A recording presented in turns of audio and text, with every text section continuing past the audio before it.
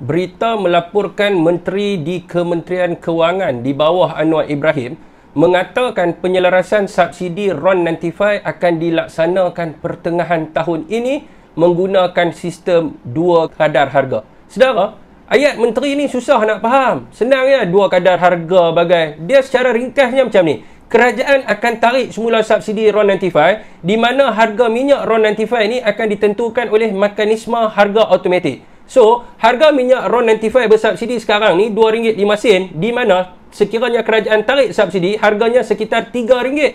So, kerajaan Madani di bawah pimpinan Anwar Ibrahim ni mengatakan mereka akan menyalurkan wang kepada golongan yang layak melalui mereka punya kad pengenalan mereka setiap bulan bagi menggantikan subsidi RON95. Saudara dan saudari, bagaimana kerajaan Madani ini akan menentukan jumlah penggunaan petrol RON95 bagi orang yang layak ni? Bagaimana dengan nasib driver Lalamove dan Grab yang kebanyakannya orang susah? Mereka ni banyak guna minyak RON95.